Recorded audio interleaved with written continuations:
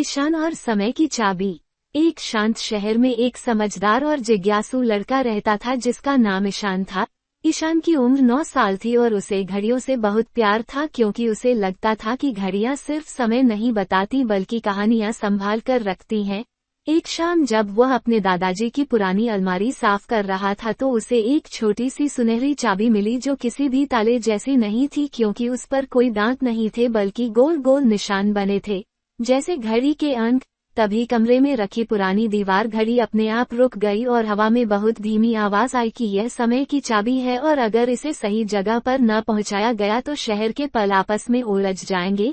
ईशान को डर नहीं लगा बल्कि रोमांच हुआ क्योंकि उसे हमेशा लगता था कि समय कोई सीधी रेखा नहीं बल्कि रास्तों का जाल होता है। उसी पल फर्श पर एक चमकता हुआ गोल दरवाजा बन गया जिसमें बीते हुए और आने वाले दिनों की परछाइयां दिख रही थीं। चाबी ने बताया कि वो समय की धुरी से गिर गई है और अब बीते हुए कल और आने वाले कल आपस में टकराने लगे हैं। ईशान ने खिड़की से बाहर देखा तो सच में कुछ अजीब दिखा क्योंकि बच्चे स्कूल जाते हुए खिलौनों से खेल रहे थे और दुकानें सुबह के बजाय शाम जैसी लग रही थीं।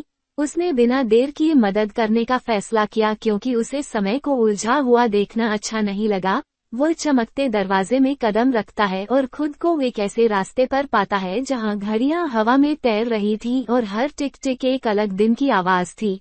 चाबी ने बताया कि उसे समय की धुरी तक पहुंचकर पल पल को सही क्रम में बैठाना होगा वरना यादें और सपने गड़बड़ा जाएंगे। तभी दूर से एक भारी लेकिन शांत आवाज आई जिसने कहा कि समय को जोर से नहीं बल्कि समझ से ठीक किया जाता है। और ईशान समझ गया कि यह सफर सिर्फ चाबी लौटाने का नहीं बल्कि समय को महसूस करना सीखने का होगा। और उसी क्षण रास्ता घूम गया जैसे घड़ी की सुई पहली बार आगे बढ़ी हो। ईशान चमकते रास्ते पर आगे बढ़ रहा था जहां हवा में तैरती घड़ियां अलग अलग रफ्तार से चल रही थीं, कोई बहुत तेज, कोई बहुत धीमी और कोई उल्टी, जैसे समय खुद तय नहीं कर पा रहा हो कि उसे कैसे बहना है। समय की चाबी उसकी हथेली में हल्की सी गर्म हो रही थी मानो उसे सही जगह का पता हो।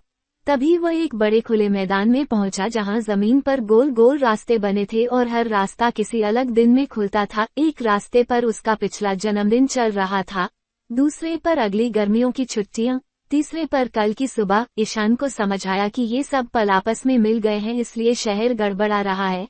तभी एक शांत लेकिन गहरी आवाज आई जिसने खुद को समय का संरक्षक बताया और समझाया कि जब लोग हर समय जल्दी में रहते हैं तो पल आपस में टकराने लगते हैं क्योंकि समय भी इंसानों की तरह आराम चाहता है।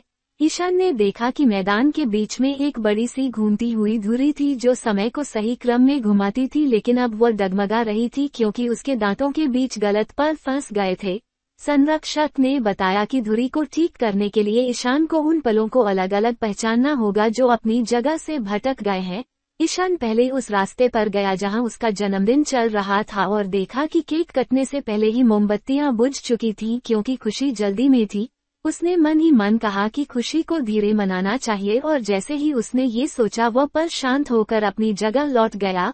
फिर वह छुट्टियों वाले रास्ते पर गया जहां खेल शुरू होने से पहले ही थकान आ गई थी क्योंकि लोग आराम भूल गए थे। ईशान ने समझा कि काम और खेल दोनों को समय चाहिए और वह पल भी सही जगह पर बैठ गया। आखिर में वह कल वाली सुबह के रास्ते पर गया जहां लोग अभी से चिंता कर रहे थे इसलिए सुबह भारी लग रही थी। ईशान ने महसूस किया कि आने वाले कल को हल्का रखना जरूरी है और यह पल भी अपनी जगह लौट गया। जैसे जैसे गलत पल सही होते गए धुरी स्थिर होने लगी, घड़ियों की चाल बराबर हुई। लेकिन संरक्षक ने गंभीर होकर कहा कि अभी आखिरी काम बाकी है क्योंकि समय को पूरी तरह ठीक करने के लिए किसी को वर्तमान में टिकना होगा। और ईशान ने महसूस किया कि यही सबसे कठिन परीक्षा होगी क्योंकि पल को पकड़ना हमेशा सबसे मुश्किल होता है। और उसी क्षण मैदान फिर से घूम गया जैसे समय ने आखिरी सवाल पूछा हो। ईशान समय की धुरी के सामने खड़ा था और देख रहा था कि ज्यादातर पल अपनी जगह लौट चुके हैं लेकिन धुरी अब भी हल्की सी कांप रही थी क्योंकि वर्तमान का पल अब भी अस्थिर था। समय का संरक्षक बोला कि बीता हुआ कल और आने वाला कल तो समझ में आ जाते हैं लेकिन आज को महसूस करना सबसे कठिन होता है क्योंकि लोग या तो पछतावे में रहते हैं या चिंता में। ईशान ने गहरी सांस ली और पहली बार चारों तरफ कुछ खोजने के बजाय वहीं रुक गया। उसने अपने हाथ में पकड़ी समय की चाबी को देखा, हवा को महसूस किया और दिल की धड़कन सुनी और उसे समझ आया कि यही वर्तमान है। जो चल रहा है, जो सांस ले रहा है, जो अभी है। जैसे ही उसने ये समझा, धुरी अपने आप सीधी हो गई, मैदान स्थिर हो गया और घड़ियां एक साथ चलने लगी। संरक्षक मुस्कुरा दिया और कहा कि समय को तेज करने या रोकने से नहीं बल्कि समझने से ठीक किया जाता है।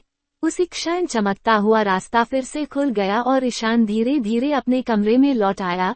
दीवार घड़ी फिर से चलने लगी और शहर सामान्य दिखने लगा, लेकिन ईशान जानता था कि कुछ बदल चुका है, क्योंकि अब वह समय को दुश्मन नहीं बल्कि साथी की तरह देखता था।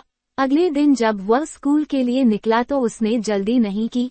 रास्ते में एक दोस्त की मदद की और सूरज को उगते हुए देखा। और अजीब बात यह थी कि देर भी नहीं हुई, क्योंकि जब मन वर्तमान में टिकता है तो समय अपने आप साथ चलता है। और इसी तरह ईशान की छोटी सी समझ से एक पूरा शहर फिर से सही लय में बहने लगा, बिना जादू दिखाए लेकिन जादू बनकर।